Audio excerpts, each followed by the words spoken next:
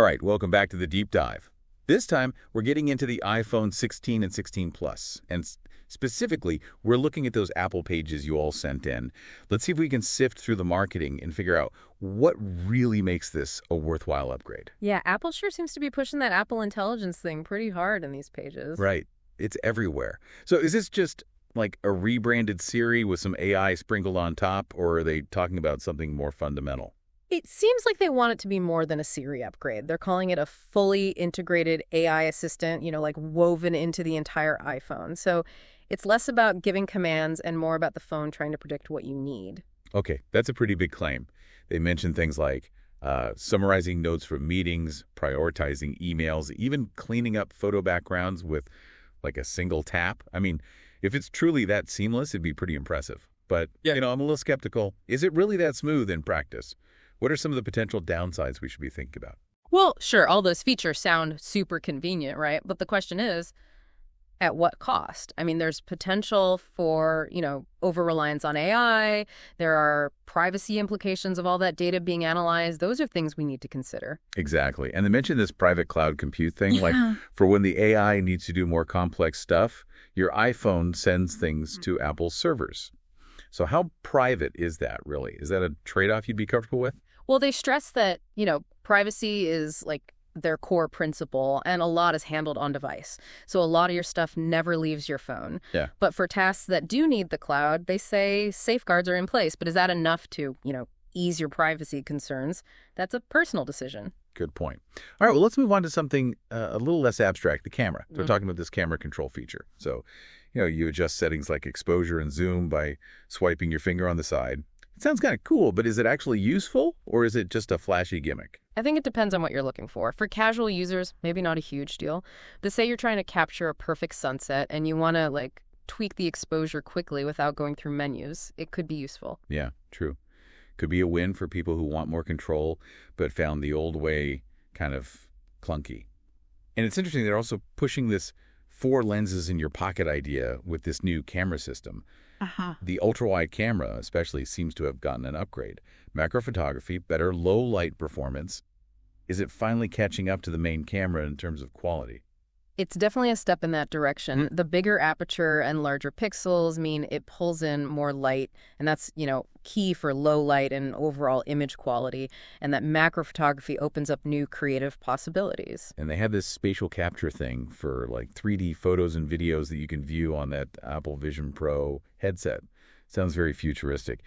But, I mean, is that something everyday people are actually going to use, or is it more of a niche thing for, the early adopters? Probably a bit of both. For now, it's targeted towards Vision Pro users, really pushing immersive content. But as that technology becomes more mainstream, who knows? Maybe 3D will become the new standard. That's interesting. All right, let's talk about the brands of the operation, the A18 chip. They're making some big performance claims, up to 60% faster CPU, 2x faster GPU. But, beyond smoother gaming and faster loading, what does that really mean for everyday use? The numbers are impressive for sure, but you're right, it's about the real-world impact. Think about those Apple Intelligence features, real-time summaries, image manipulation. Those take a lot of processing power. So the A18 isn't just about speed, it's also about being able to do those AI features. Makes sense. And of course, they're claiming a big boost in battery life thanks to a larger battery, the A18 being more efficient. Is this finally the iPhone that gets rid of battery anxiety? Well, we hope so. On paper, it's promising, right? Larger battery, more efficient chip. But we'll have to wait for real-world testing to see if it lives up to the hype. Totally fair. Okay, so the physical design.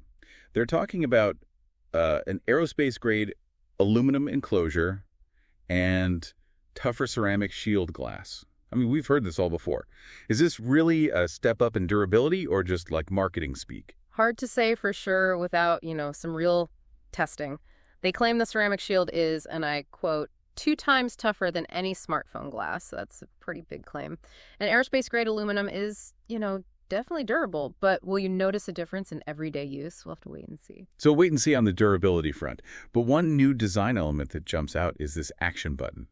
You can customize it to do different things, launch the flashlight, activate silent mode, even trigger specific shortcuts.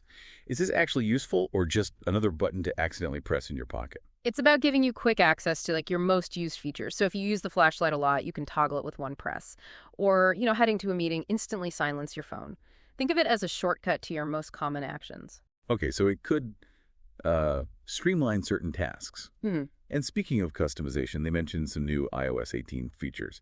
A customizable home screen with like color-tinted icons, a redesigned Photos app that automatically organizes your photos. Are these actual improvements or just, minor tweaks we'll forget about in a week? Some of them could be impactful. That customizable home screen finally gives people more control over how their iPhone looks and feels. And that redesigned Photos app with its automatic organization could save time and hassle. But yeah, some updates do seem a little, incremental. It's hard to say which ones will really stick. Guess we'll have to try out iOS 18 for ourselves to really judge. But one area they're definitely emphasizing is safety enhancements. They're talking about satellite connectivity for emergencies, roadside assistance, potentially life-saving stuff. Yeah. How significant are these advancements, and do they make the iPhone 16, a genuinely safer device in emergencies? Oh, they're definitely significant. Imagine you're hiking somewhere remote and get injured, or your car breaks down with no cell service. Being able to connect to a satellite to send an SOS or call for roadside assistance could be, a game changer. Provides a level of security that wasn't there before. That peace of mind is really valuable. It's interesting how Apple is, pushing the boundaries of what a smartphone can do. Not just features and performance, but safety and security, too. But with all this new tech, there's a bigger question here, isn't there? With AI being integrated into so many parts of our lives, are we becoming overly reliant on technology? That's the big question, and I don't think there's an easy answer. I mean, these advancements can make our lives easier, safer, and more connected.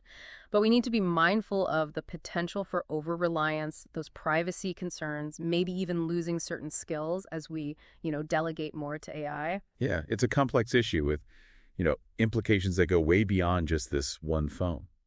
As we wrap up this first part of our deep dive into the iPhone 16, that's definitely something for you all to think about.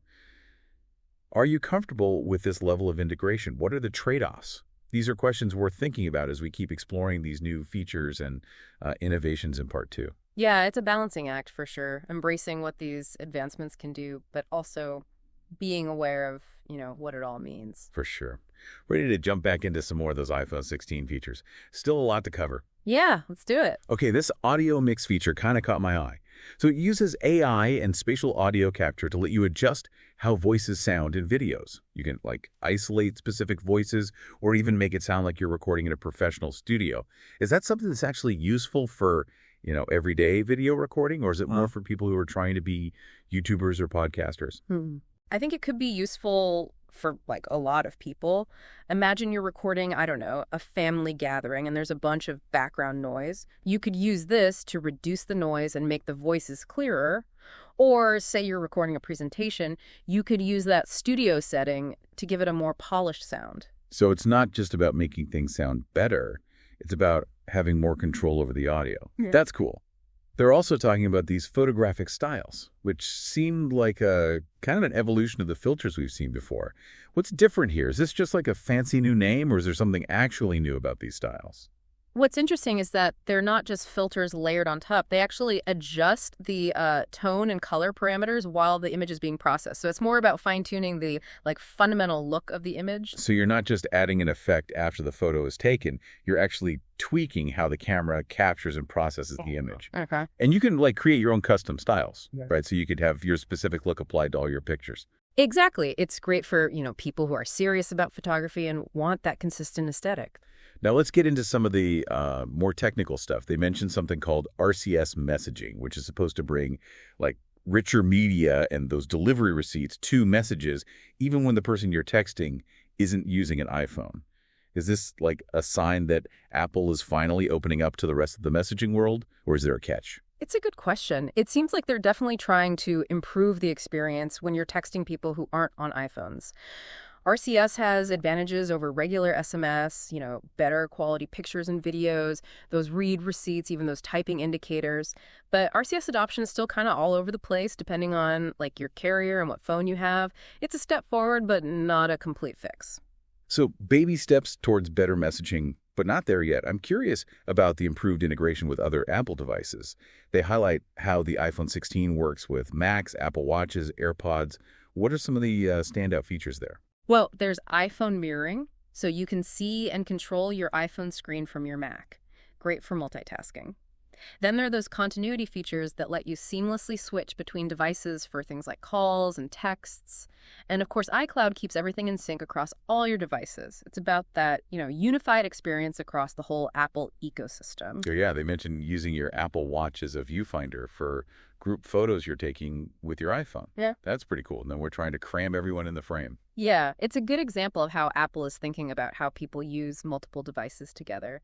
And being able to seamlessly transfer calls between your Apple Watch and iPhone is nice too. Speaking of seamless, they talk about the simple one-tap setup for connecting AirPods to your iPhone. I've heard it's really easy, but is it really that straightforward? It really is, especially within the Apple ecosystem. It's super smooth. The AirPods just pop up on your iPhone screen, you tap to connect, and you're good to go. Nice. And they mentioned using AirDrop for quickly sharing files with other Apple devices, which sounds a lot easier than some of those methods you have to use on other platforms. Definitely. AirDrop is another one of those things where Apple's integration just, makes things easier. So let's switch gears a bit and talk about environmental impact. Apple's been making a big deal about sustainability, so how does the iPhone 16 stack up? They're highlighting several eco-friendly features. They're using more recycled materials like recycled lithium in the battery, recycled gold in the plating of the USB-C connector and camera wires, and recycled copper foil in the MagSafe charger. That's great. And they're using 100% fiber-based packaging now. It's good to see them taking these steps to reduce their footprint, Yeah, for sure. It's becoming more and more important for companies to think about the environmental impact of their products, and it seems like Apple's making a real effort. All right, now let's talk about privacy, which is a big deal for a lot of people. They point out several features that are meant to protect your data, including on-device processing for Apple Intelligence and a new passwords app with better security features. Are these like actual improvements in privacy, or is it just marketing? Apple's always been big on privacy, and they have some strong measures in place to protect your data.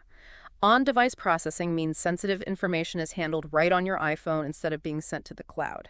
And that new Passwords app uses end-to-end encryption to keep your info safe, and it syncs across your Apple devices. They also mention being able to choose which contacts you share with an app instead of giving it access to your whole list. That level of control is pretty impressive. It's a big improvement. Before, apps would often want access to your entire contact list, even if they only needed a few. Now you have more control over what you share. So it seems like Apple's definitely making progress on the privacy front. Okay, let's move on to a topic that doesn't always get enough attention. Accessibility. They highlight a few new accessibility features in iOS 18. What are some of the things that stand out? One of the coolest things is eye tracking, which lets you control your iPhone with your eye movements. That's a huge step forward for people with mobility impairments. Wow, that's amazing. Being able to navigate your phone and use apps just by looking at the screen, that's a game changer. There's also music haptics, so people who are deaf or hard of hearing can experience music through vibrations that match the rhythm, and then vocal shortcuts, which lets people with speech impairments create custom voice commands. That's fantastic. It's great that they're including these features. Really shows a commitment to making their products usable for everyone. Definitely. These features can really make a difference in people's lives. Okay, we've covered a ton of ground here. There's a whole section dedicated to switching from Android to iPhone. Why don't we tackle that in the next part of our deep dive? Yeah, sounds good. So, switching from one phone to a whole different system can be a little scary. It's interesting how Apple's trying to make it easier for those Android users to, switch over. Yeah, seems like they're putting some effort into simplifying things. Yeah. They have this Move to iOS app that helps you transfer all your stuff, like contacts, messages, pictures, even WhatsApp content, from your Android to your new iPhone. Does it really work as smoothly as they say? The Move to iOS app seems to have gotten some pretty good reviews. For most people, it seems to handle the transfer without any big problems. There might be a few, hiccups depending on which Android phone you have, but overall, it seems to be a good solution. That's good to hear, especially for anyone thinking about making that switch. It's also nice that they're addressing those concerns people have, like worrying about losing touch with friends who are still using Androids. They mention how the Messages app supports RCS messaging, which should help with texting those non-iPhone users. Right. And they also point out that, those popular messaging apps like WhatsApp and WeChat, those work on both platforms. So you're not cutting yourself off from your friends just because you got a new phone. Another thing they highlight is, that tight integration between Apple's hardware and software, which they're kind of famous for. They give the example of connecting AirPods, which they say is a simple one-tap setup. I mean, I've heard it's super easy, but is really that straightforward. Oh, yeah. It really is. Especially if you're already using other Apple devices, it's incredibly smooth. Like, the AirPods just show up on your iPhone screen, you tap to connect, and boom, you're done. Wow, okay. They also mention AirDrop for quickly sharing files between nearby Apple devices, which seems way more convenient than some of the stuff you got to do on other platforms. For sure. AirDrop is another one of those things that shows how Apple's integration just makes things, more user-friendly. Okay, now they also talk a lot about how long iPhones last. They claim iPhones hold their value longer than other smartphones because of their durable designs, regular software updates, and those powerful chips that don't get outdated so quickly. Is there any truth to that? I think there's definitely some truth to what they're saying. iPhones DO tend to last longer than a lot of Android phones, in terms of both the hardware and the software. Apple's known for giving software updates for years, which keeps those iPhones feeling up to date and secure. And because Apple makes its own chips, they have more control over performance and, how everything works together, which helps those phones last longer. So it sounds like getting an iPhone could be a good decision in the long run, since you might not need to get a new one as often. That's a good point. When you think about how long they last and how much you can resell them for later, iPhones can be a good choice, even if they cost more upfront than some of those Androids. Well, I think we pretty much covered everything in these Apple pages. We took a deep dive into Apple Intelligence, looked at the new camera features, analyzed that A18 chip, even talked about, what it all means, this increasing reliance on AI. What stands out to you as the most significant takeaway from all this? I think what's really interesting is how Apple is positioning this iPhone and really their whole product lineup as tools to, expand what we can do. It's not just about, how fast the phone is or how cool the features are. It's about how technology can help us think differently, be more creative, connect with people in new ways. But having AI integrated into so much of the iPhone, it raises some big questions about how we interact with technology. Yeah, that's a really important point. With all this new tech that we have, it's important to be mindful of how we use it and how it's, shaping our lives. The iPhone 16 definitely has some impressive stuff, but whether or not to upgrade, that's a personal decision.